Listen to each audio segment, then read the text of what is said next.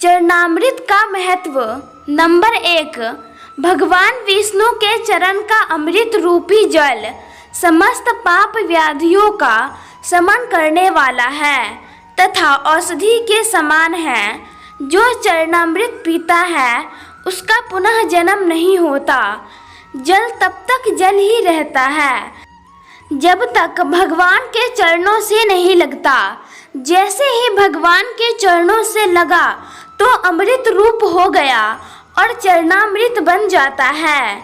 Number 2, जब भगवान का वामन अवतार हुआ और वे राजा बलि की यज्ञशाला में दान लेने गए, तब उन्होंने 3 पग में 3 लोक नाप लिए। जब उन्होंने पहले पग में नीचे के लोक नाप लिए और दूसरे में ऊपर के लोक नापने लगे तो जैसे ही ब्रह्मलोक में उनका चरण गया तो ब्रह्मा जी ने अपने कमंडल में से जल लेकर भगवान के चरण धोए और फिर चरणामृत को वापस अपने कमंडल में रख लिया। वह चरणामृत गंगा जी बन गई जो आज भी सारी दुनिया के पापों को धोती है। यह शक्ति उनके पास कहाँ से पात्र सकती है। भगवान के चरणों को जिस पर ब्रह्मा जी ने साधारण जल चढ़ाया था, पर चरणों पर स्पर्श होते ही बन गई गंगा जी।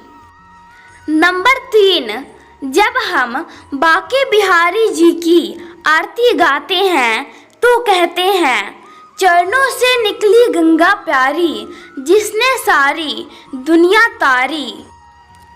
नंबर 4, धर्म में इसे बहुत ही पवित्र माना जाता है तथा मस्तक से लगाने के बाद इसका सेवन किया जाता है। चरणामृत का सेवन अमृत के समान माना गया है। कहते हैं भगवान श्री राम के चरण धोकर उसे चरणामृत के रूप में स्वीकार कर केवट ने केवल स्वयं भाव बाधा से पार हो गया, बल्कि उसने अपने पूर्वजों को भी तार दिया। चरणामृत का महत्व सिर्फ धार्मिक ही नहीं, चिकित्सीय भी है। चरणामृत का जल हमेशा तांबे के पात्र में रखा जाता है। आयुर्वेदिक मतानुसार तांबे के पात्र में उनके रोगों को नष्ट करने की शक्ति होती है जो उसमें रखे जल में आ जाती है।